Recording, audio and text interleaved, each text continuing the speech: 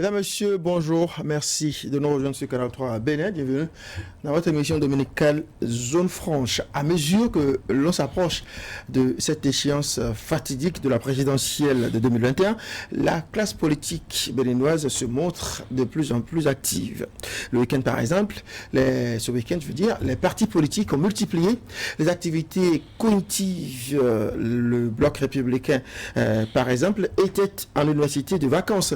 Effet de mode peut-être, mais les militants du parti du cheval cabré ont réfléchi sur le thème républicanisme et engagement militant. Il faut croire qu'au sein de la classe politique béninoise, on aime bien faire du néologisme sur concrètement quelles sont les grandes conclusions de cette concertation entre militants du bloc républicain. Comment ce parti se projette-t-il sur la présidentielle de 2021? Pour répondre à ces questions et bien d'autres encore, nous recevons un militant et pas des moindres de ce parti. Il s'agit du maire de Boycon, Maître Rufino d'Almeida. Bonjour Maître Rufino d'Almeida et merci d'être sur ce plateau pour répondre à nos question. Tanguy Agoy et moi, cette émission, je me rappelle rapidement, est également retransmise sur des radios à l'intérieur du pays. Il s'agit de Fraternité FM à Parakou, Kandi FM qui émet dans la ville éponyme, Solidarité FM à Djougou et incontestablement sur le 3W Canal 3 Télévision. Tanguy Agoy, bonjour. Bonjour. Maître d'Almeida, bonjour. Bonjour. Bonne arrivée à Canal 3 Bénin. Merci. Alors, vous êtes là pour qu'on parle un peu de l'université de vacances du bloc républicain tenue ce week-end. On va aller au-delà si André Dossa le permettait et si le temps le permettait aussi. On va parler un peu de la position du BR face à l'actualité, la présidentielle, la question du parrainage. On va évoquer aussi l'actualité à Boycon puisque vous êtes le premier citoyen donc, de cette ville depuis les dernières consultations électorales. On va commencer déjà par l'université de vacances. André Dossa l'a rappelé, vous avez retenu comme thème républicanisme et engagement militant. Du néologisme, pas du néologisme, c'est comme il l'a dit tout à l'heure, on fait un peu dans l'air du temps. Hein? Non, pas du tout. Vous savez, nous sommes des républicains. Et le républicanisme, c'est une pensée, c'est une pensée politique. Qui épouse les valeurs de la République, c'est-à-dire ça s'oppose à la tyrannie tout simplement, et ça prône un mode de gouvernance, un mode de gouvernance tempéré, équilibré, un peu comme on assiste aujourd'hui, donc l'équilibre des pouvoirs. Donc, oui, concrètement, dans notre contexte béninois, ça veut dire quoi, républicanisme ça veut dire que tout l'intellectualisme ça veut dire que nous ne sommes pas pour la tyrannie, nous sommes pour la démocratie, nous sommes pour la liberté, et qui font partie de nos valeurs. C'est ce que ça veut dire. Je me suis amusé, franchement je ne connaissais pas le mot, à fouiller un peu sur Wikipédia. J'ai noté que républicanisme existe et que c'est une absence de domination. L'être humain n'est dominé par aucun autre. Et ici, quand on transpose cette définition sur l'univers politique, dans le microcosme politique béninois, est-ce que c'est pertinent de dire de prôner le républicanisme quand on est un parti politique soutenant l'action de Patrice Talon, parti politique inspiré par Patrice Talon? Est-il possible d'être sans domination, de ne pas être donc à la solde de quelqu'un, notamment un chef d'État, le chef d'État, Patrice Talon? Non, mais bien évidemment, personne n'est à la solde du chef de l'État, non. Le chef de l'État a des pouvoirs, il peut exercer ses pouvoirs, mais il y a également des contre-pouvoirs qui sont là pour canaliser. Même le maire que je suis, j'ai des pouvoirs, mais ces mêmes lois prévoient les contre-pouvoirs pour me canaliser au cas où j'aurais des tentatives de dérive. Dans le cas d'espèce, voyez le républicanisme comme une pensée politique des républicains qui vise simplement à instaurer, à maintenir dans notre pays une gouvernance tempérée, une gouvernance équilibrée, pas de concentration de pouvoir dans une main ou dans une autre, mais c'est également une manière d'appeler à une gouvernance tempérée, comme nous sommes en train de le vivre depuis quelques années dans notre pays. Voilà, donc vous avez dit que ça prône l'évitement de la concentration de tous les pouvoirs dans une seule main. Actuellement, en tout cas, et c'est la première critique que font d'ailleurs les membres de l'opposition, tout est concentré dans la main de Patrice Talon. C'est pas vrai. Le Parlement, il est à 83%, 100%, il est à 100% mouvancier. Écoutez, pourquoi voulez-vous empêcher des députés qui trouvent en notre président de la République quelqu'un qui défend leurs valeurs, quelqu'un qui travaille, qui le soutienne? Bon, voilà. Il n'est pas dit que demain dans 5 ans, 10 ans, 20 ans, ce serait la même chose. Et ce n'est pas la parole du Bénin. Et si vous prenez le pays qui nous inspire souvent, c'est également la même chose. Chaque président de la République tente d'avoir une majorité. Il se trouve que notre président de la République a réussi à avoir une majorité. Je pense que c'est tout dans son actif. Une majorité écrasante aussi au niveau des communes. Le FCBE qui avait 7 communes se retrouve aujourd'hui à 6. C'est pas toujours de la concentration de pouvoir. Je m'étonne que lorsque la FCBE était hyper dominant, vous n'avez rien à dire. Mais ils ne sont pas allés jusqu'à ce score. Hein? Vous n'avez rien à dire. Ils sont restés vous savez, autour de 30. Nous sommes aujourd'hui dans un monde politique qui est dynamique, qui est mouvant.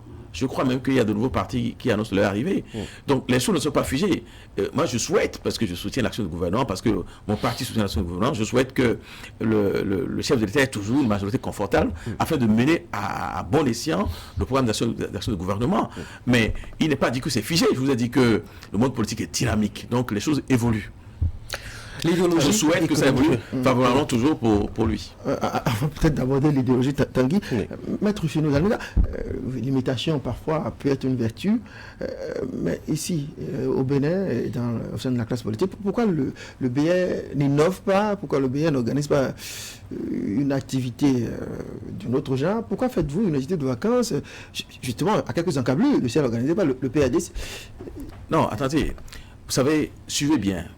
À la fin de l'année 2018, le BR a organisé son congrès constitutif à Parakou. Quelques mois après les communales, le BR a fait le bilan des communales à Grand Popo, dans le Mono. Quelques mois après, le BR a fait sa rentrée politique à Porto Novo. Après les communales, moins d'un mois, j'ai eu l'immense bonheur comme maire de Boycon de recevoir tous les élus BR. Ce fut la première grande réunion des élus BR, des élus communaux BR. Et le BR a également fait une évaluation des élections législatives à Dassazoumé il y a quelques semaines. Et aujourd'hui, l'université de vacances. Vous voyez bien que nous ne sommes pas figés sur un schéma donné, mais nous comment dirais-je, nous essayons de rendre dynamique notre parti avec de l'imagination. L'université de vacances, on aurait pu l'appeler autrement, mais enfin, c'est un lieu d'échange, d'inspiration mutuelle, afin de rendre plus dynamique le parti. Est-ce que c'était pertinent quand vous voyez un peu que ce que vous êtes allé défendre existe déjà? Vous dites qu'il n'y a pas de concentration de pouvoir dans les mains de Patrice Talon, il y a le libéralisme, il y a une certaine tempérance dans la gestion du pouvoir. Pourquoi vous êtes allé alors réfléchir Non, mais comprenez bien, qu'est-ce qu'on fait à l'université? À l'université, on apprend. Et le code du parti a offert aux militants une occasion de mieux s'approprier les valeurs du parti, pour créer l'esprit de groupe, l'esprit de corps, pour mieux évoluer. Je pense que c'est tout ça, c'est à mettre à l'actif du parti. Mais effectivement, nous avons beaucoup appris. Vous ne pouvez pas empêcher un parti de former ses militants. Vous savez, tout le monde peut être militant, mais tout le monde n'a pas les aptitudes d'un militant. Ça s'apprend. Personne ne naît militant. On acquiert les réflexes d'un militant au fil du temps. On acquiert à accepter la critique. Vous savez, ce n'est pas aisé, hein, de se faire critiquer. Vous savez, moi, je suis avocat de profession. Donc, la critique, à la limite, c'est verser l'eau sur du canard. Mais ça laisse totalement indifférent. Ça me laisse indifférent. Mais ça s'apprend. Je dis, on ne naît pas du vent de sa mère avec cette carapace. Et ce ne sont que par ce genre de formation, ce genre d'opportunité qu'on amène les militants à accepter la critique des autres, à développer une argumentation pour répondre justement à la critique des autres. Surtout lorsque ces critiques sont infondées. La critique, c'est pour un avocat, verser l'eau sur le dos du canard. J'ai cru entendre un certain Dupond-Moretti.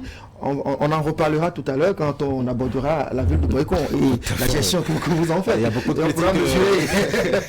Alors, apparemment, beaucoup de militants du Bloc républicain n'ont pas dû participer, en tout cas n'ont pas pu participer à ces réflexions-là. Covid oblige, puisque quelques militants du Bloc républicain, pas de monde que j'ai appelé pour avoir des éléments de langage, n'y étaient pas. Pourquoi justement organiser ces réflexions-là dans une période où les manifestations publiques sont limitées à un certain nombre de participants. Non, je comprends bien. Ce n'est pas parce que les manifestations publiques sont limitées que notre parti ne va plus vivre. Il faut bien faire vivre le parti. Alors nous avons trouvé l'astuce de prendre une grande salle de 700 places à Calavi, mais nous n'avons invité que 200 personnes.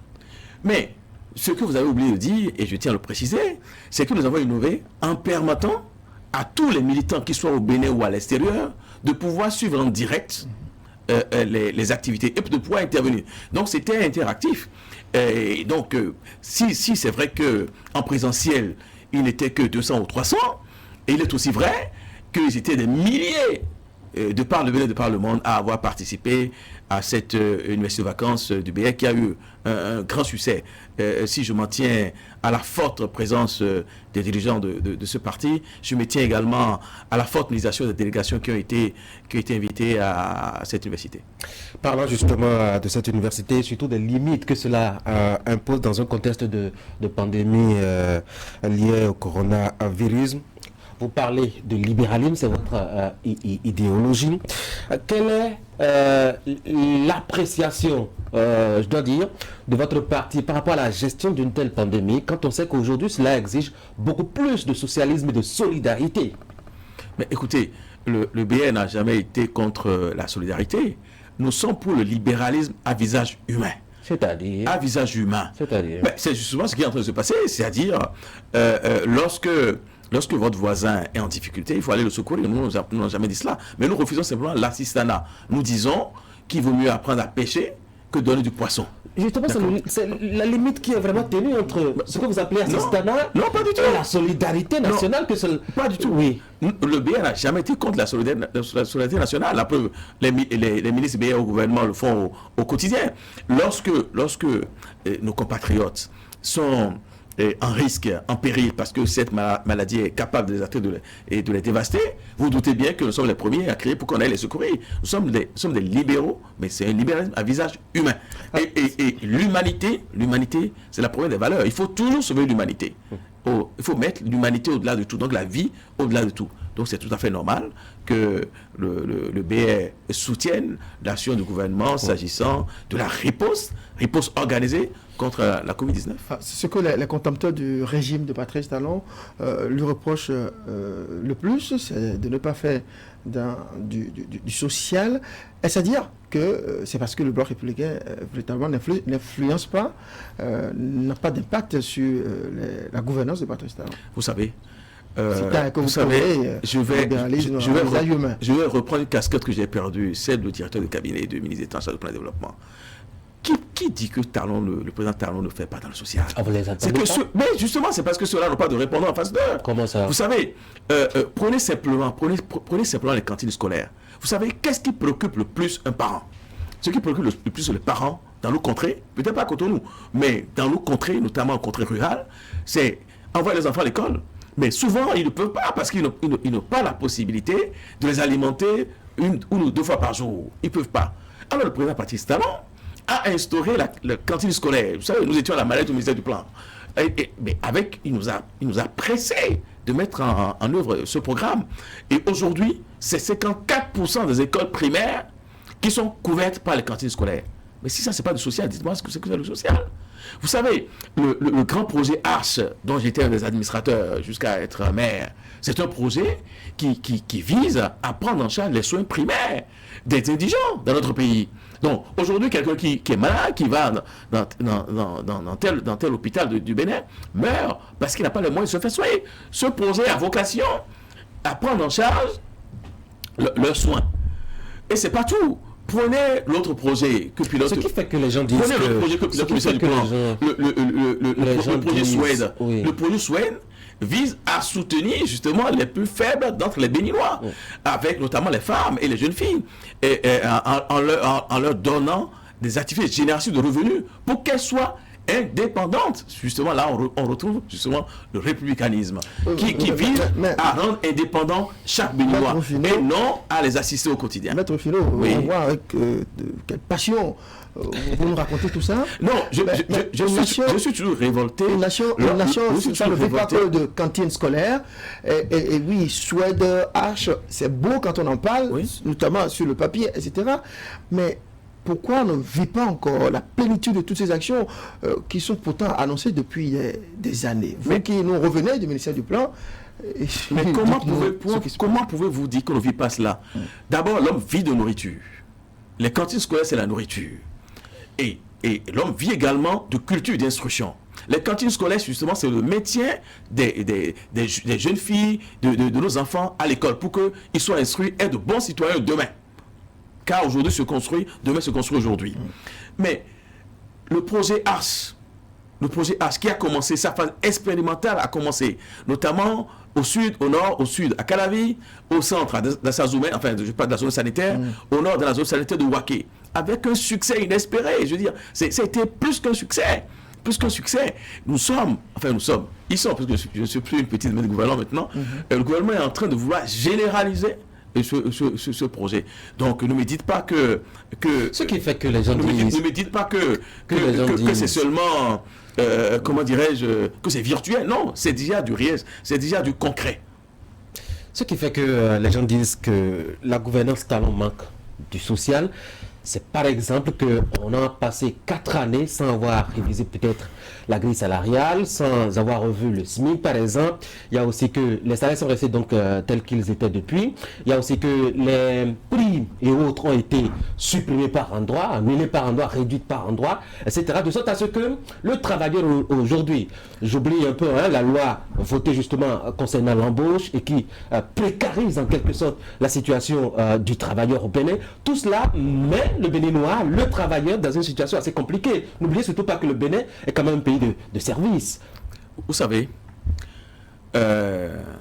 si aujourd'hui le président Talon a pu engager, comme aucun autre président l'a fait avant lui, de grands travaux, notamment des travaux routiers, des travaux quasiment en milieu universitaire, en milieu scolaire, avec des infrastructures comme on n'en a jamais dans notre pays. Il a bien fallu trouver l'argent quelque part. Même si on emprunte, il faut bien rembourser. On se disait que les emprunts obligataires répondaient à... Attendez. Même si on emprunte, il faut bien rembourser. Vous dites que c'est parce qu'on ne sent pas ce social. Attendez, lorsque on vous construit une route qui mène chez vous, vous venez, vous roulez sur une route éclairée, vous n'êtes plus inondé, les maladies hydriques disparaissent.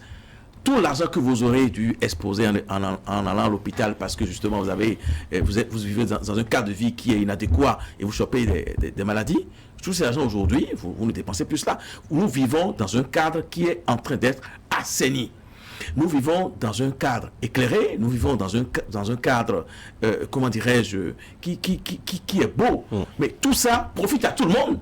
En réalité, ceux qui se plaignent, je vais vous dire, la catégorie de ceux qui se plaignent, c'est ceux qui... parce qu'ils sont à des postes considérés comme juteux, pouvaient s'en mettre plein les poches. C'est ceux-là qui se plaignent surtout. Vous imaginez, comment pouvez-vous comprendre que notre grand voisin, le Nigeria, ferme ses frontières? Pourtant, notre économie a tenu. C'est une prouesse historique. Je pense que de temps à autre... On n'a pas encore eu le temps d'évaluer toutes les conséquences sur cette économie. De temps à autre, sachez reconnaître le mérite des gens. Sinon, c'est pas bien. On va revenir à l'université aux vacances du BR. Vous aviez parlé de beaucoup de choses, notamment il y a eu 3 communications à l'occasion, républicanisme et libéralisme comme fondement idéologique du BR, l'engagement citoyen au Bénin depuis 1990 et les obligations du militant BR.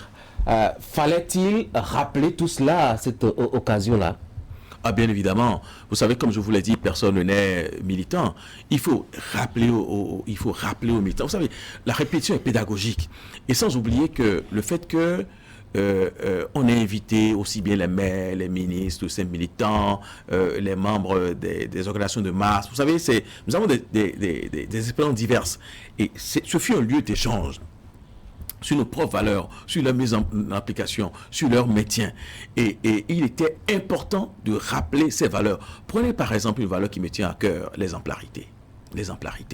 Ben, je pense que le communicateur Ali Fari Bako, Yawede ou autres, ont rappelé cela. Notamment, nous les maires, nous devons être exemplaires dans tout ce que nous faisons et ne pas être une passoire de déperdition financière comme on en a connu par le passé. Oui, donc c'est très important de rappeler ces valeurs. Et la conclusion, c'était rester fidèle au parti politique et à ses valeurs. Non, vous avez peur de perdre il n'y a pas que ça. Les conclusions, bon, ça, si on doit, c'est la grande conclusion. Si on doit résumer, merci beaucoup, c'est la grande conclusion. Sinon, il y a d'autres conclusions. Racontez-nous. C'est notamment, je vous le dis, c'est notre engagement à promouvoir le libéralisme. Mais le libéralisme à visage humain.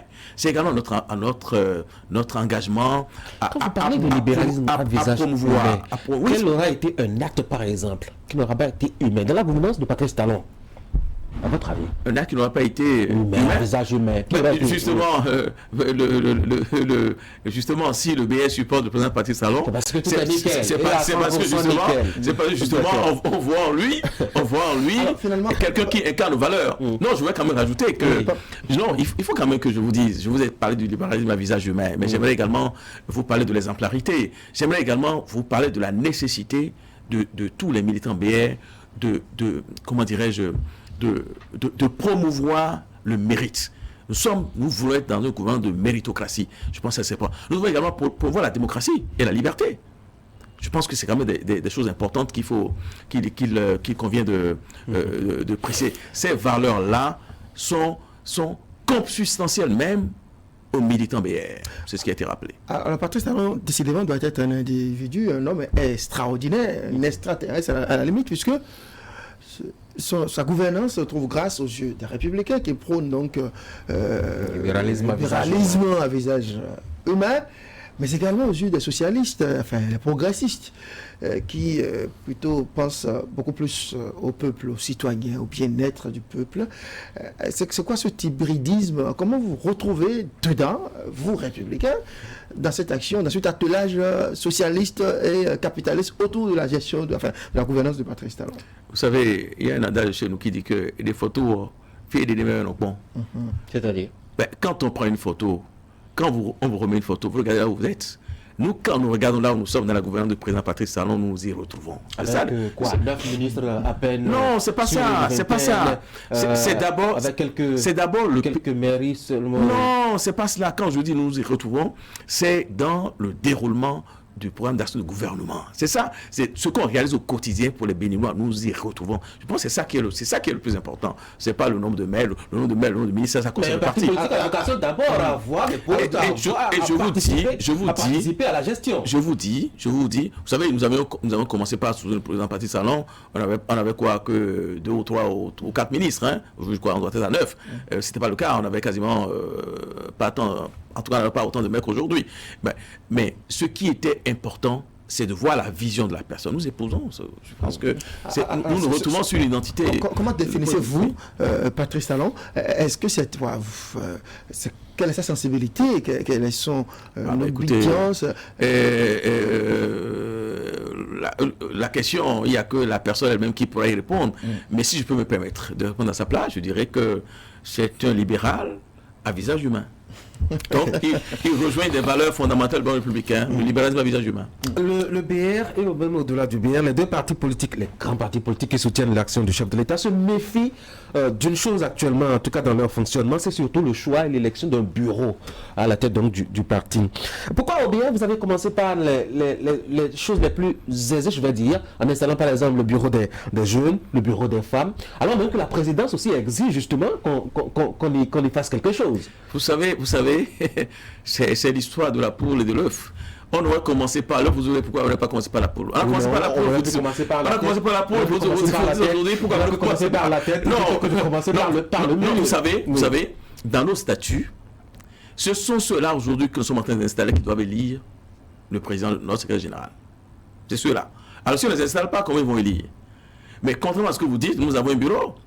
Nous avons les instants du parti. C'est vrai. À 3 têtes, dit-on. C'est vrai qui ont été cooptés. Mais nous les avons. Nous avons un bureau exécutif national. D'accord? Nous avons un bureau politique. Et puis nous avons l'exécutif qui est composé effectivement de 3 personnes, mais Mais les 3 personnes ne sont pas au même niveau. Très clairement, le secrétaire général national, je dis c'est sans ambiguïté, le secrétaire général national. On n'allait pas vous faire des ennemis. C'est le ministre d'État Abdoulaye Biachane. La question ne se pose même pas. Pourquoi les partis politiques, justement, inspirés par le chef de l'État, enfin, qui soutiennent son action, ont-ils autant de mal à organiser leur congrès et mettre en place les organes dirigeants à l'occasion donc de ce congrès-là? Comprenez bien, ce n'est pas la volonté qui a manqué. Ce qui a manqué, je vais vous dire, ce qui a manqué. Ils ont été confrontés, ces partis ont été confrontés à des échéances électorales qu'il fallait absolument préparer. C'est ça qui chaque fois décale. Maintenant qu'il y a une fenêtre, OBR, nous entendons profiter de cette fenêtre-là pour installer nos structures de masse. L'organisation des femmes BR est déjà installée. L'organisation des jeunes BR est déjà installée. Il reste maintenant à installer dans les quartiers, dans les villages, nos cellules, et dans les arrondissements, la sous-section, dans les communes sections. C'est quand même curieux, vous trouvez le moyen d'organiser des bilans, des élections, de réunir les élus, et même d'organiser une vacances. Mais on n'a pas pu s'asseoir pour faire le congrès. Mais comment voulez-vous qu'on organise la base si de temps à autre on ne rassemble pas les militants pour leur donner les valeurs, pour leur expliquer les valeurs du parti? C'est justement ça qui va permettre à ce que, au moment d'installer la fédération, la session, la cellule, que cela se fasse dans la cohésion, après peut-être même des échanges contradictoires, que les choses se passent normalement. Donc tout se tient. Donc il n'y a pas d'étanchéité entre l'université de vacances de l'année 2020 et la volonté d'installer les structures. Non, tout se tient. Alors, ça participe, l'université participe à la préparation justement des structures de base. Il y a ma question liée justement à votre grande conclusion qui est restée sans réponse. La grande conclusion, c'est rester fidèle au parti politique. Et je demandais si le parti avait peur de perdre ses éléments, puisque nous sommes dans une actualité où ça foisonne maintenant les mouvements politiques qui soutiennent même, ils sont en avance sur vous, qui soutiennent même la nouvelle candidature de Patrice Talon. Vous savez, si je voulais avoir la langue de bois, je vous dirais non, on n'a pas peur de perdre des militants, on n'a pas peur de perdre ceci, mais c'est faux. En matière politique, il faut être vigilant. Quand si vous n'êtes pas vigilant, vous faites tailler les copières par votre voisin, d'accord? Donc non seulement nous voulons maintenir nos militants, mais nous avons vocation à aller chercher d'autres militants chez les autres pour renforcer notre parti dès lors qu'ils se retrouvent dans l'idéologie de notre parti et dans ses valeurs. Alors, quelles sont ces autres grandes conclusions de l'université de vacances qu'on n'a pas encore abordées? Justement, je vous ai dit, une des grandes résolutions, justement, c'est l'appel des dirigeants de parti à ce que nous allions installer les structures de masse. Et dans la paix, dans la convivialité, dans la fraternité, dans une certaine camaraderie. Je pense que ça, c'est quelle sera la suite? La suite, c'est que dans les prochaines heures, dans les prochains jours, il y aura une grande campagne d'adhésion au BR. Une grande campagne d'adhésion au BR. Alors, c'est quoi? Vous irez recruter comme au mercato? Vous irez sur le marché politique? Je voudrais inviter ceux qui sont mal à l'aise dans le godasse, dans les autres partis, de nous rejoindre dès lors qu'ils sont prêts à épouser nos valeurs et à les respecter. Et donc ce sera cela, et puis après nous allons passer justement à l'installation de nos structures à la base jusqu'au niveau du département. Quelle est la structure du parti? Est-ce qu'il y a des comités départementaux? Non, c'est ce que je dis, c'est la fédération. Oui. Je vous ai dit, la structure la plus basse dans le village ou le quartier, c'est la cellule. On remonte au niveau de l'arrondissement, c'est la sous-section. On remonte au niveau de la commune, c'est la section, jusqu'à tomber à la fédération. C'est ça. Alors, quelle place la prochaine élection présidentielle a-t-elle occupé dans vos réflexions? C'est là où je rejoins M. Agoy. Effectivement, tout parti politique a vocation à conquérir le pouvoir, à l'exercer. Et donc, nous nous préparons activement à prendre part... Vous n'avez pas réfléchi à cela, à cette université? Non, écoutez, l'université de vacances d'un parti n'est pas une essence de prise de décision. C'est une essence de réflexion, d'inspiration mutuelle, d'échange. Merci. Oui, mais vous avez pu échanger autour de cette... oui, on échange toujours. Cet agenda politique, la présidentielle 2021. Et comment entrevoyez-vous cette échéance-là? Comment avez-vous pu faire vos réflexions autour de quoi ça a tourné concernant donc ce sujet? Oui, mais comme je vous l'ai dit, c'est ce qui a été dit en off. Ce qui a été dit en off n'a pas vocation à être out. Nous avons fait l'opportunité de faire le point de vos réflexions. Non. Là, on n'est plus en off là. Les réflexions, je vous en ai déjà fait le point. Maintenant, si vous voulez mon avis personnel sur les prochaines échéances, et d'ailleurs, je peux me dire que c'est même l'avis très partagé dans le bloc républicain, c'est que nous aurons un candidat. Ça, c'est clair. Ça, au moins, c'est une chose qui est sûre aujourd'hui. À l'interne? Oui, pourquoi pas? Pourquoi me poser cette question? Oui, en interne. Pourquoi? Oui, candidat BR, je veux dire. Oui, un candidat BR, nous aurons un candidat BR. Donc le BR s'apprête à affronter Patrice Talon à la prochaine présidentielle. C'est ce que vous avez compris à travers le propos? Oui, mais si Patrice Talon est candidat de Ne voulez pas vous rêver la réalité. On n'a pas encore la preuve qu'il est membre du BR. Ah ben, je crois qu'il a dit, non? Il a dit où? Hein? À quelle occasion? Je crois que le président Patrice Talon n'a jamais caché son acquaintance avec le BR. Et nous, on s'en réjouit. Autant il vous fréquente, autant il fréquente l'UP, hein? Ben, il a le droit de fréquenter qui veut. Après tout, nous sommes dans un pays de démocratie. Vous êtes une épouse heureuse, apparemment. Je vous ai dit, vous m'avez demandé comment je définis le président Patrice Talon. Je vous ai dit, je le définis comme un libéral à visage social. Voilà. Et donc, je le considère comme un des nôtres. Mais vous savez, êtes-vous polygame ou pas? Non, je ne suis pas polygame. Pourquoi? Parce que j'estime que je suis déjà heureuse avec celle que j'ai. Heureux avec celle que j'ai. Vous acceptez que votre leader politique, le président Patrice Talon, soit polygame? Attendez. Vous ne pouvez pas transposer ce qui se passe dans un foyer conjugal, ce qui se passe au niveau de l'État. Oui, au niveau de l'État, toujours en politique. Au niveau de l'État, tout chef d'État, que ce soit au Bénin ou à Kamtchaka, a vocation à avoir une majorité stable pour conduire sa politique. Ça, c'est le minimum. C'est même le b.a.-ba de la politique. Et le président Patrice Talon a réussi à avoir une majorité confortable pour conduire sa politique. Alors, écoutez, moi je ne peux que l'en féliciter. On retient que le BR aura son candidat, oui, même si on n'a pas encore le nom officiellement. Et je vous rappelle que la désignation du candidat du BR est prévue par les statuts. Il y a tout un mécanisme de désignation de notre candidat. Est-ce qu'il y a une échéance? Le moment venu, bon, en tout cas, dans tous les cas, ce serait avant le mois de de février prochain, puisque on passera à l'élection. Ouais. Non, vous voyez, il faut prendre le temps de bien faire les choses. Le moment viendra où le BR fera connaître son candidat et s'alignera derrière lui. Maintenant, si vous voulez, si c'est ça que vous voulez me faire dire, est-ce que au fond de moi, je souhaite que ce soit quelqu'un? Oui, je souhaite que ce soit celui qui nous a conduit avec Maestra jusque-là, bien évidemment.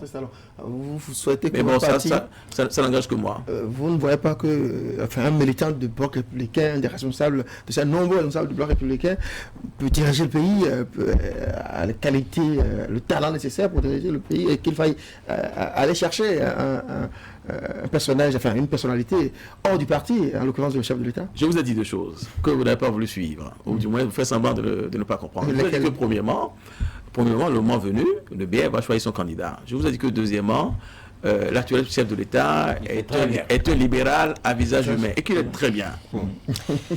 Justement, parlons toujours de la présidentielle. Si je dois parler comme les Américains, je dirais il fait bien le job. Il y a une question qui est en débat actuellement, la question du parrainage. C'est carrément, je dois dire, la pomme de discorde, s'il faut le présenter ainsi. Quelle est la position du BR par rapport à cette histoire? Non, la position du BR est très claire, très simple. Le BR fait partie des partis qui ont soutenu cette disposition qui a été introduite dans le droit positif béninois. Et ce soutien n'est pas ex nihilo, c'est parce que nous avons fait un constat de ce que sans le parrainage, n'importe qui se lève, dès lors qu'il a 15 millions, n'importe qui se lève et veut être candidat. Oui, mais en quoi est-ce que ça embête? Non, écoutez, la compétition, c'est la compétition. La démocratie est une chose trop sérieuse pour que on prenne ce risque-là. Le jour où vous prenez ce risque en parrainage, votre pays va tomber dans les mains de quelqu'un qui ne connaît pas le b.a.-ba du militantisme. Or, le militantisme, je vous ai dit, ça s'apprend. Ça s'apprend au prix des élections. Ça s'apprend au prix des épreuves. Et tout ça... Depuis 1990, on n'a pas eu l'occasion d'aller chercher dans un parti politique quelqu'un qui a la force et l'expérience du militantisme. Et pourtant, je ne vais pas dire qu'on vit dans le meilleur des mondes possibles, mais pourtant on est là. Et c'est d'ailleurs de ce schéma-là qu'a issu celui que vous présentez comme l'homme le plus parfait et qui réalise de merveilleuses choses. Mais c'est ça qui doit vous inquiéter. C'est ça qui doit vous inquiéter. Pourquoi? Parce que à force de nous laisser au tennis, un jour viendra. Ça nous offre un parti talon, par exemple. Mais je suis content que ce soit lui. Mais ça aurait pu être quelqu'un d'autre. C'est ça que vous ne voyez pas. Donc, je ne peux pas toujours laisser mon sort, le pays au hasard. Non, il faut structurer les désignations. Le Bloc républicain a soutenu l'instauration dans le droit positif du parrainage. D'accord? Qui est une reconnaissance par ses pairs de ce que tel ou tel candidat est capable de candidater à la magistrature suprême, de diriger notre pays. On n'est plus dans le suffrage universel direct. Alors, vous savez, le Bloc républicain tient à cela. Nous ne pouvons regretter une seule chose, que des partis qui, il y a à peine 2 ans, ont soutenu ces dispositions, aujourd'hui sont en train de se dédier. Vous imaginez, parce que je suis maire de Boycon et que je vais faire flasher au radar l'entrée de ma ville, je vais demander à ce qu'on baisse la vitesse à laquelle on est en infraction. Non, je pense que quand on prend une loi, la loi a vocation à être intemporelle, tout au moins durant un temps donné. On ne peut pas changer. Ça doit s'appliquer aussi à des humains. Mais justement, alors quand on est dans une situation, où on pressent peut-être un blocage, on pressent peut-être aussi des conséquences qui ne sont pas forcément, je dois dire, positives pour l'humain. Vous avez justement un parti qui a une idéologie républicaine à visage humain. Est-ce qu'il n'est pas normal et de bon ton de réfléchir à voir les mécanismes par lesquels il faut éviter des conséquences drastiques? D'abord, il n'y a pas de conséquences drastiques. Personne n'empêche personne d'être candidat à l'élection présidentielle. S'il faut des parrainages, ceux qui sont candidats, ils n'ont qu'à déployer des trésors d'imagination pour venir convaincre les maires, les députés que nous sommes. Est-ce que c'est logique? C'est logique. Et je rappelle qu'il n'y a pas que le BR et l'UP qui ont des maires. Est-ce que d'autres partis ont des maires? Des 6 signatures de potentiel du FCBE, parce que rien ne prouve non plus qui donneront ces signatures-là.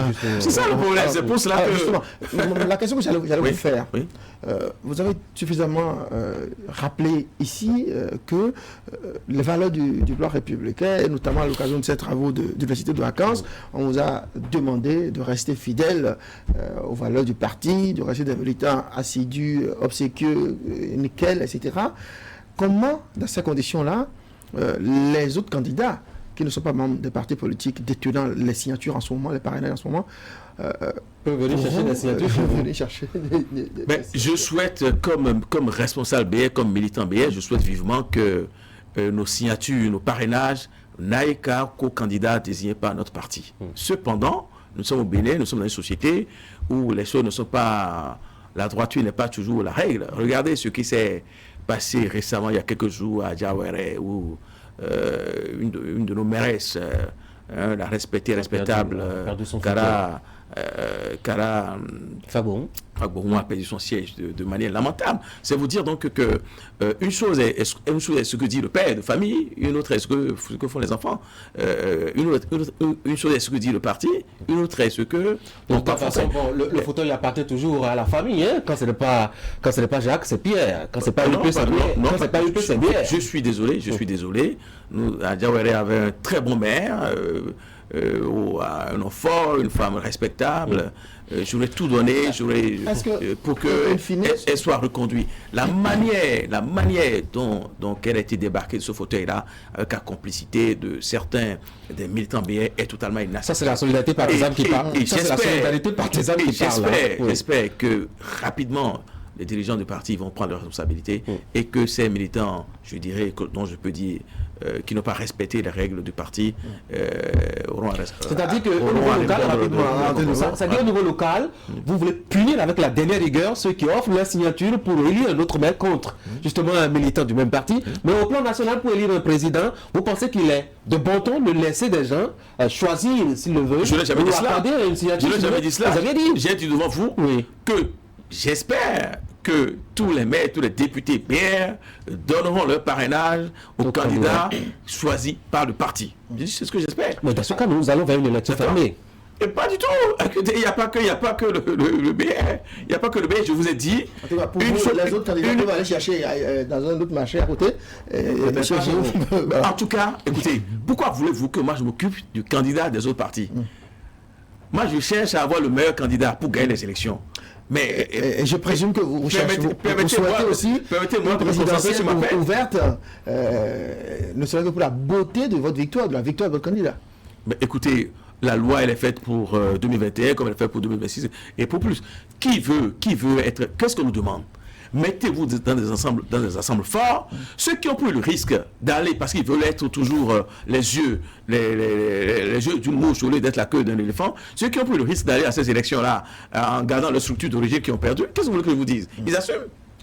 Sinon, si on s'adapte chaque fois à l'échec de tel ou tel dirigeant, mais vous doutez bien que la loi ne sera plus impersonnelle, ça devrait être personnel. Or, c'est contre justement le républicanisme. La destitution de Mme Kara Fagbohou n'est-elle pas une mauvaise publicité pour la rupture qui attend aimer les femmes, qu'il justifia, en tout cas organisa une révision de la Constitution pour inclure dans la loi fondamentale les aspirations, et qu'on destitue une femme? N'est-ce pas une mauvaise publicité à la fin? Vous savez, ce n'est pas seulement parce qu'elle est femme. D'abord, c'est une femme de valeur, c'est une femme, c'est une mairesse. On n'en avait que 2 au bloc républicain. Désormais, on est réduit au seul maire de Toffort. Je vous ai dit, c'est totalement... Sur le plan personnel, je suis outré. Sur le plan de militant que je le suis encore plus. Sur le plan, je dirais, de mes responsabilités actuelles de maire, je suis beaucoup plus encore. Vous voyez, ce qui s'est passé est totalement inadmissible et les responsabilités doivent être situées. Situées à qui, à quel niveau? Nous avons des instances et je ne doute pas un seul instant. C'est pas vous les punir, les militants les militants qui l'ont fait, n'ont-ils pas dû demander le conseil, prendre l'autorisation des responsables? Non, attendez, vous pensez vraiment que le secrétaire général dont j'ai été le directeur de cabinet durant plus de 4 ans, et le directeur de cabinet politique durant plus de 6-7 ans, vous pensez vraiment qu'avec sa rigueur là, non, il faut m'oublier cela. Je pense que ces militants n'ont pas eu un comportement avenant. Ou bien il n'y a pas eu, un contrôle du pouvoir politique central, sur ces militants, justement. On a l'impression aussi qu'on est resté à Cotonou sans s'intéresser de près à ce qui est en train de se produire à Diawéré. Non, pas du tout. Je pense que Mme Fagbohou avait eu bel et bien le soutien du parti au plus haut niveau. Et que le soutien ne lui a pas marchandé et son soutien. Mais qu'est-ce que vous voulez, une fois... Au moment du vote, vous ne pouvez pas voter à la place. Qu'est-ce que le parti dit par rapport à ces indisciplines, mais écoutez, ces indisciplines entre griffes? Je n'ai aucune responsabilité au niveau du bureau exécutif national où les grandes décisions se prennent. Vous ne connaissez pas les textes du parti? Non, mais je vous ai dit devant ici que j'espère et je pense même que le parti prendra très rapidement ses responsabilités. Alors, ça veut dire ce que ça veut dire. Cette condamnation sans embâche de la destitution de Kara voudrait être traduit vos propres craintes, puisque apparemment les maires nommés par les partis politiques ne sont pas à l'abri, comme on a pu le constater, puisqu'il a été destitué. Non, écoutez, le déclencheur de cette opération, c'est l'annulation d'un siège, d'accord? Et si vous prenez le cas de Boycon, je n'ai eu aucune annulation de siège, c'est ça que vous voulez parler. Non, j'ai une majorité solide qui me soutient. Je suis à ma 5e session et vous aurez remarqué que...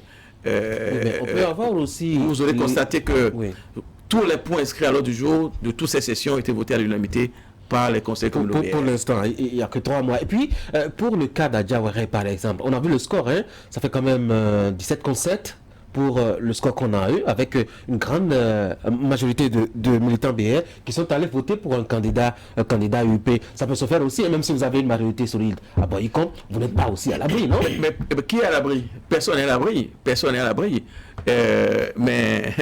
Mais l'essentiel, c'est d'être engagé pour le développement.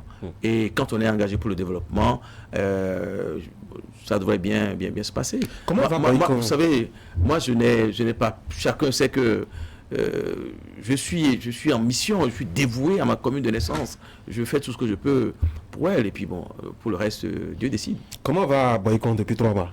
Écoutez, je pense que Boycon on essaie de la rendre bien. On s'efforce. La tâche est immense, bien plus que je ne m'y attendais, mais on s'est rapidement mis à la tâche. Oui, il y en a qui disent que ça reste stagnant, il n'y a pas d'innovation en tant que telle, ça tourne en rond aussi. À Boycon? À Boycon. Ben dis donc, dites-moi lequel des maires de Bénin a déjà organisé une semaine de l'état civil? Le Boycon est en train d'organiser sa semaine de l'état civil avec une affluence supplémentaire par jour de 1000 personnes. C'est quoi l'esprit de cette initiative? Ben, écoutez, c'est simplement que quand je suis arrivé, lorsque j'ai commencé par interroger les services, j'ai rapidement compris qu'il y a beaucoup d'actes de naissance, d'actes de décès, d'actes de mariage, tous les actes liés à l'état civil qui n'ont pas été retirés. Peut-être parce qu'il n'y a pas de moyens, peut-être parce qu'on n'a pas signé, pour diverses raisons. Et il y en avait tellement que j'ai dû instaurer cette semaine-là et appeler, j'ai fait gongonner, j'ai passé des informations pour que les administrés viennent retirer leurs documents. Mais je m'attendais à une affluence de 200-300 personnes par jour. Mais là, nous sommes à plus de 1000 personnes tous les jours qui viennent retirer. Était-ce donc la priorité de Boycon? Au point que j'ai dû prolonger la semaine qui va suivre. C'est ça la priorité de Boycon? Vous savez, tout est priorité. Tout est priorité. Mais moi, dans ma méthode, j'ai commencé par ce que j'appelle les pas premiers. Les pas premiers, c'est quoi? Lorsque quelqu'un naît, il lui faut un acte de naissance. Sinon, vous n'existez pas. Lorsque quelqu'un meurt, vous devez produire son acte de décès. Sinon, vous ne pouvez pas aller liquider l'héritage. C'est ce que j'appelle les actes premiers. Bon, si je prends le domaine foncier, là également, c'est les actes premiers. La première des choses à faire, c'est d'abord l'ouverture des voies. Vous savez, je suis en train d'ouvrir des voies comme jamais, personne n'a jamais fait à Boycon, peut-être même au Bénin. On ouvre des voies. Parce que sans ouverture des voies, la SPE ne peut pas installer ses poteaux. Sans ouverture des voies, le chef d'État nous a... Je voudrais me permettre de vous résumer. Oui. C'est-à-dire qu'en moins de 100 jours, on a fait mieux que Luc Atrobo qui a fait 17 ans. Vous savez, je ne veux pas entrer dans cette considération. Moi, j'ai pris le parti du développement de Boycon. Je suis dans le développement, dans les petites méchancetés, dans les petites critiques inutiles. Je ne suis pas sur ce plan-là. Ma question n'a rien de méchant. Écoutez, je viens pratiquement de mettre en service près de 200 lampadaires qui n'ont pas fonctionné depuis 5-10 ans à Boycon. D'accord? D'ici une semaine, tout sera éclairé. Le Carrefour, Dako, jusqu'à Aboumé, ce sera éclairé. C'est jamais vu à Boycon. C'est ça le développement. Moi, je suis sur ces créneaux-là. Tout le reste ne m'intéresse pas. Je vous ai dit, des milliers de personnes sont venues retirer leur acte de naissance. Moi, ça me va. Et des gens pour aller chez eux sont obligés de faire des détours pas possibles. On vient de leur ouvrir les voies. On est en train de faire le reprofilage. Ça me va. Vous comprenez?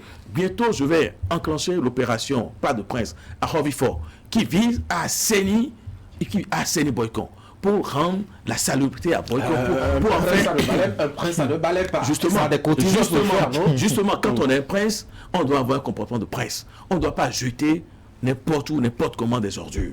Et il faut avoir, justement, c'est à dessein qu'on a pris ce nom, pas de prince, pour inviter les administrés à avoir justement un comportement de prince. Un comportement digne. Vous avez hérité d'une ville sale.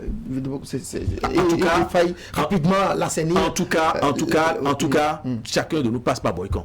La salubrité à Boycon, chacun voit ce que c'est. Ce n'est pas acceptable.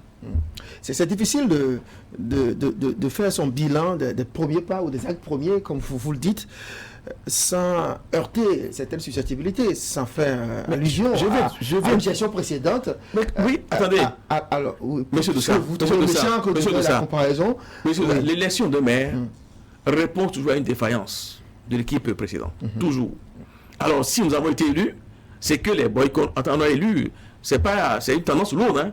Sur 10 arrondissements, le BA a arraché 9. Et Ouassarou qu'on a perdu à 129 voix après. Vous voyez, donc on aurait pu faire le grand chelem, 10 sur 10. Bon.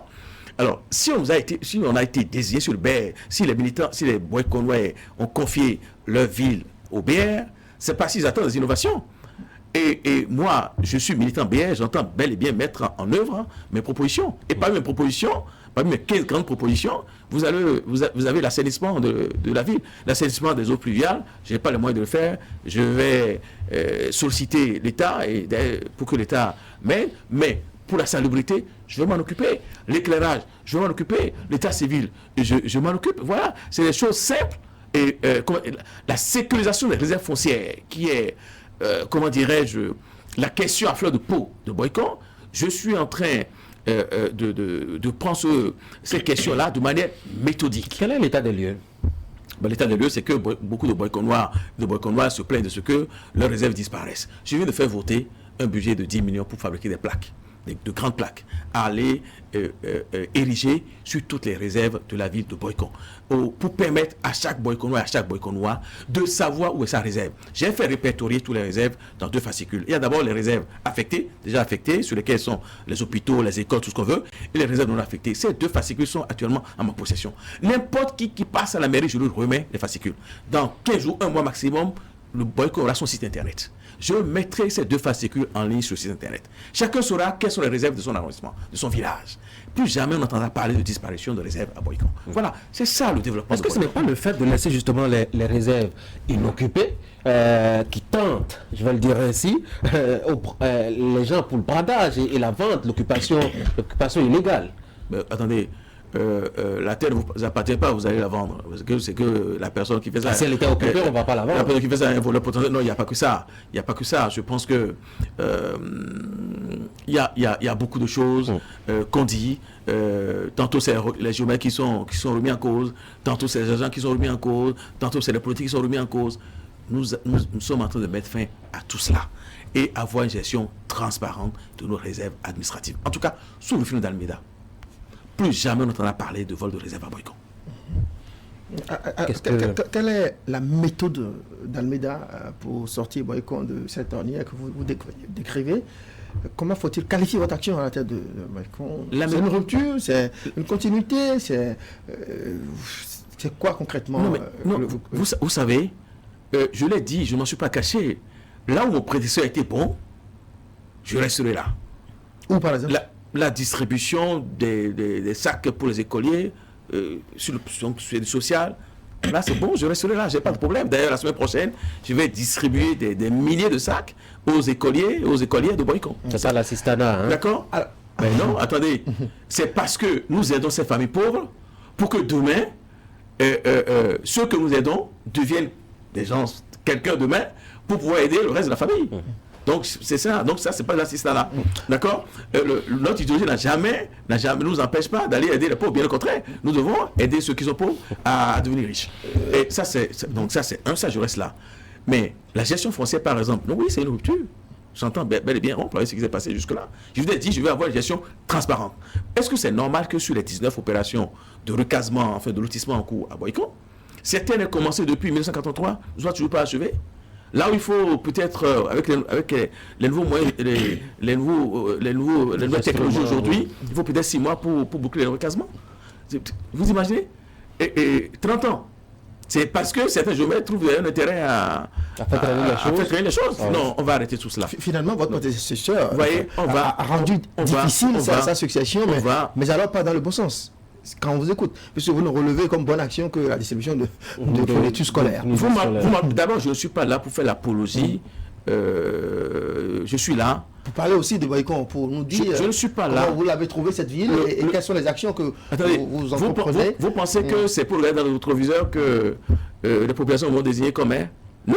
Vous allez mal tourner si vous regardez pas dans le rétroviseur. Non, on regarde dans le rétroviseur pour avancer. Ce qui est important, c'est ce que je fais depuis le 9 juin pour Boycon. Et je vous ai dit que j'ai pris le parti du développement. Et je vous ai dit quelques-unes des actions que j'ai eu à mener à la tête de cette commune. Et c'est justement pour vous amener à en dire davantage que nous devons vous relancer sur vos premiers pas. Donc, par exemple, il nous est revenu, par exemple, que vous estimez que vous n'avez pas été élu maire de Boycon pour participer à des cérémonies d'enterrement et aller recevoir des faire-part et y aller.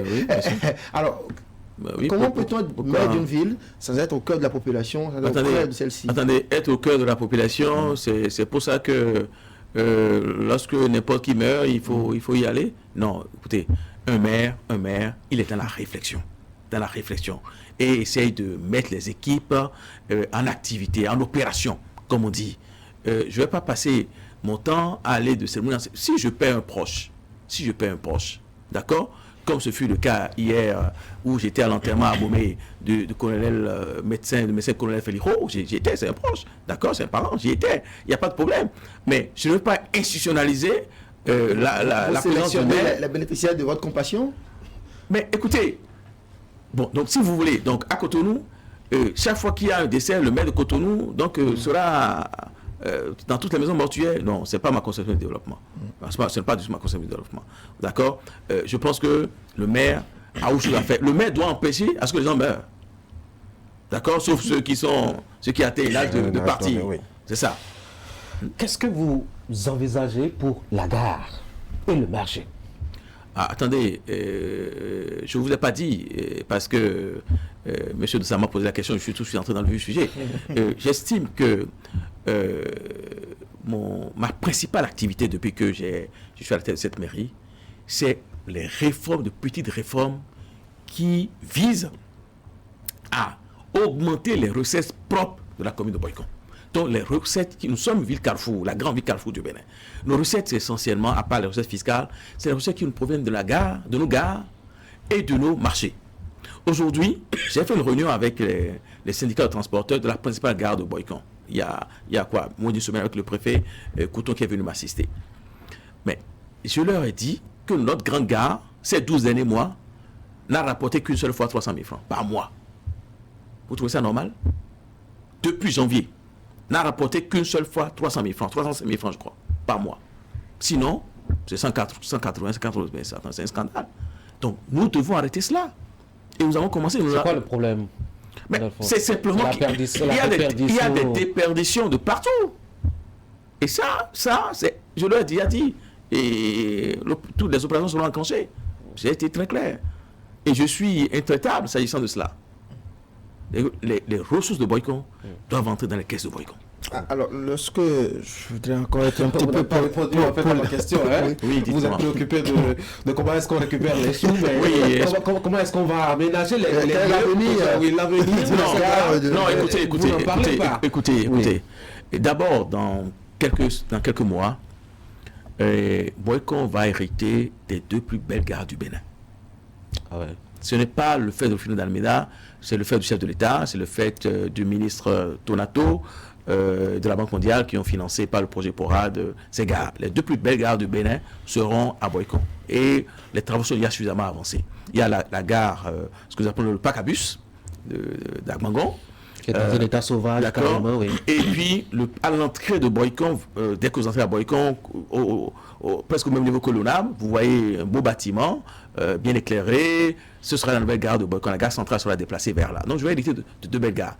Il me revient maintenant de bichonner ces joyaux-là, de faire en sorte que ces joyaux ne se dégradent pas et de mettre en place une nouvelle organisation qui permette l'accès aisé des taxis dans ces gares, plus de priorisation des taxis détenus par certains patrons. On va mettre en place pour que la rotation soit aisée pour tout le monde, que même les enfants de pauvres qui conduisent les taxis aussi peuvent charger et qu'ils ne soient pas relégués et après le chargement des taxis des patrons. C'est sous ces réformes audacieuses que nous sommes en train d'engager. Je voudrais me faire un peu plus polémiste, Maître Rufino d'Almeida. L'actualité des dernières élections communales et municipales dans notre pays ne nous montre pas un Maître Rufino d'Almeida visible, en tout cas candidat en pole position du bloc républicain pour être maire de Boycon. Est-ce qu'aujourd'hui vous avez les coups de franche pour vraiment diriger cette ville, une ville que l'on dit assez typée? Mais d'où ça? Je dis mais d'où ça? Qui vous a dit cela? Qui vous a dit que je n'ai pas une majorité de conseillers? C'est pas ce que j'ai dit. Je parle de ce qu'on voit de loin, de cette élection. Quelle est l'intelligence qu'il y a au niveau de l'exécutif? Attendez. On a vu un bouillant. Attendez. Vous oubliez que il y a 5 ans, quand j'ai commencé par m'engager à Boycon, j'ai commencé par y aller tous les week-ends, vous aviez les échos. D'accord? Moi, je n'ai pas su tous les week-ends depuis 5 années, je ne suis pas sûr d'avoir passé 5 week-ends à Cotonou, mais je suis toujours sur le terrain. Vous oubliez que on nous donnait écrasé il y a une année, lors des législatives, et que déjà le BR a arraché 2 députés sur 4, et que je suis député suppléant. Vous l'oubliez facilement. Non, on n'avait pas la mémoire courte. Donc, ce qui s'est passé durant les communales, où j'ai conduit la liste du BR dans le principal arrondissement, là, le Boycon 2, qui donne à lui seul le tiers des conseillers, où tout le monde donnait perdu cet arrondissement, où on a gagné. On a gagné, et de fort belle manière. On a pris la majorité des conseillers. Ce qui a conforté encore la victoire du BR. Pourtant, ça ne fait pas facile, hein, la désignation. Absolument. Non, mais c'est, vous savez, la question de vous savez, dites-moi, la question de vous savez, la réforme du système partisan, qui est une très bonne chose que je soutiens, fait que aujourd'hui, ce n'est plus une seule personne qui met sur la liste ceux qui veulent. Et ce qui s'est passé à Boycon s'est passé partout. Où vous ne verrez plus un maire absolu qui décide de tout parce que non, c'est fini. Parce que justement, il a fallu tenir compte des sensibilités, ces différents partis qui ont créé le BR. Il a fallu tenir compte de ça. C'est justement pourquoi la question d'André Dossard vient. Oui. Quels sont les coudées franches que vous avez pour diriger justement l'exécutif? Quand on sait qu'il y a un certain Bouillon Amakanse qui est là, on l'a vu à l'œuvre pendant la campagne électorale, une certaine Madame Agosaga, on l'a vu pendant les années à Tropo à la tête de Boycon. Vous avez ces deux éléments autour de vous. Comment est-ce que ça se gère? Comment est-ce que ça se tient, Boycon? Je pensais que vous allez compter jusqu'à 20 puisqu'on a 20 conseillers. Oui, mais je n'ai pas fait la liste. Chacun d'eux, y compris moi-même, a son caractère. Mais si les instants de parti m'ont envoyé là-bas, c'est parce qu'ils pensent que je suis à la hauteur. Et je pense que jusque-là, je vous ai dit toutes mes sessions. Tout le BA a voté le philo. En tout cas, mon ordre du jour a été épuisé avec le vote de tous les élus BR.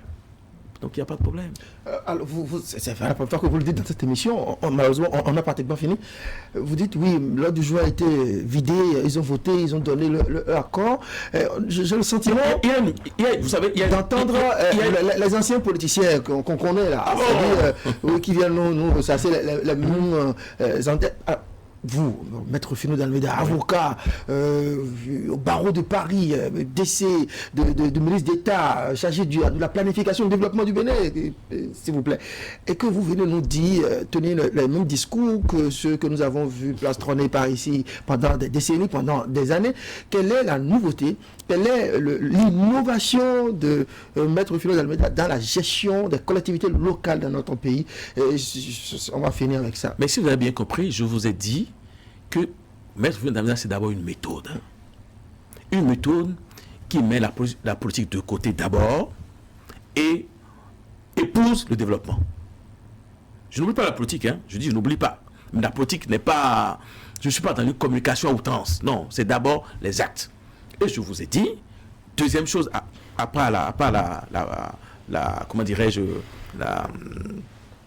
le développement, j'ai fait l'option de la transparence. Et j'ai également fait l'option du concret. Le concret, c'est l'ouverture des voies. J'ai fait une tournée dans les 10 arrondissements, il m'en reste 2, et j'ai recueilli les doléances de mes administrés. Et chaque fois, ce qui vient en avant, c'est l'ouverture des voies. Et j'ai rapidement compris que j'ai en face de moi un peuple intelligent. Parce qu'ils savent que sans l'ouverture des voies, le réseau SPE ne peut pas venir. Le réseau SODEM ne peut pas venir. La fibre optique ne peut pas venir. On ne peut pas y rouler. Vous voyez? Donc, ils ont tout compris. Et moi, je mise sur l'ouverture des voies. D'accord? Et après, je vous ai dit, j'ai engagé une grande réforme de l'administration pour la rendre plus efficace. La ponctualité est de mise. La proactivité est de mise. Ce n'est pas encore au niveau, je le souhaite. Mais ça ne fait que 3 mois que je suis là. Je n'ai pas encore à ce niveau-là. Mais on a déjà commencé par prendre le pli. Je vous ai dit, le développement, c'est l'éclairage. J'ai hérité d'une ville qui est noire. D'accord? Je vous ai dit, sans sortir quasiment un seul sou de la caisse avec le lobbying, avec les partenaires ABEM, SBE et autres, nous sommes en train de rétablir plus de 200 lampadaires. D'ailleurs, quand vous prenez l'axe d'Aco, vous passez devant la mairie, vous voyez qu'il y a des lampadaires qui sont... On va peut-être vous offrir un autre créneau pour davantage faire oui, très rapidement parce un boulot qui a circulé récemment sur le maire de Boycon. Il ne dort pas à Boycon. Il n'a pas de résidence à Boycon. Pourtant, les lois disent... Non, mais franchement, vous n'allez pas, vous êtes une des grandes valeurs de notre paysage visuel. Ne laissez pas votre esprit s'alimenter. Oui, mais moi je vous pose la question parce que c'est l'un des reproches qu'on vous fait. Aux odeurs. Attendez. Et moi je vous porte des reproches à votre gestion. Je suis à Boycon aux couleurs tous les jours, tous les lundis à 7h. Je suis là jusqu'à 23h tous les jours. Lundi, mardi, mercredi, jeudi, vendredi. On dit que je ne dors pas à Boycon. Je dors où alors?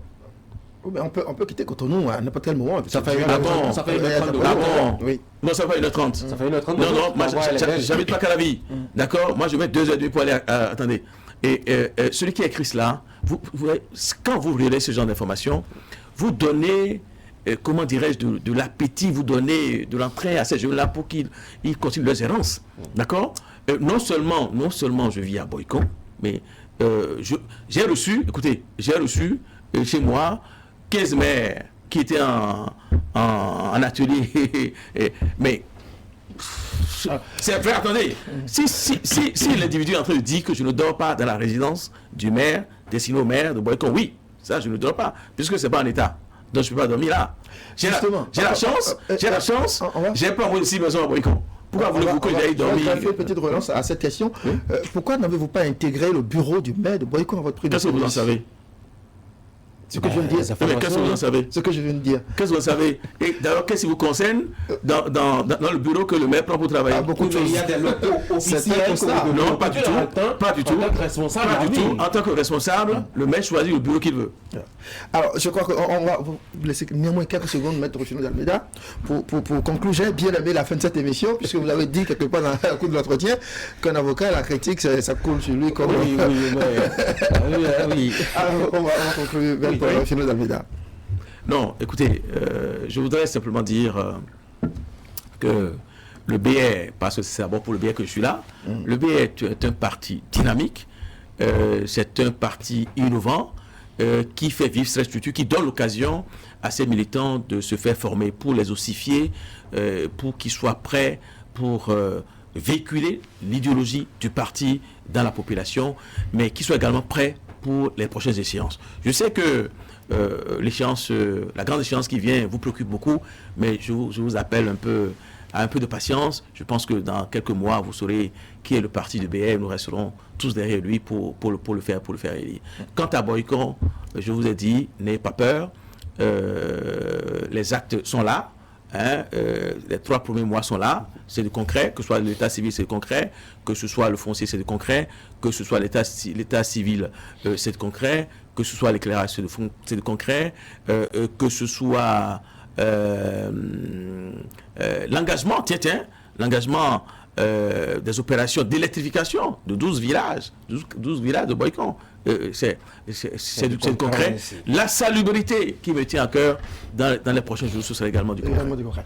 Maître Rufino d'Almeida, maire de Boycon, mais surtout militant du Bloc républicain, merci d'être passé sur ce plateau. Vous étiez là d'abord essentiellement pour nous parler de l'université de vacances organisée par le Bloc républicain ce samedi et nous expliquer, nous dire les grandes conclusions de cette concertation, mais comment manquer l'occasion de vous faire dire quelques mots sur vos pas promis à la tête de cette ville. Vous allez me réinviter ne vous en faites même pas, on va vous donner davantage d'occasion d'expliquer votre action à la tête de la ville, parce que c'est très important pour la population de savoir ce qui se passe à Boycon. Merci d'être passé sur ce plateau. Merci Tanguy Agot de nous avoir accompagnés. Merci de nous avoir suivis. Passez d'agréables moments devant Canal 3 Bénin. Au revoir.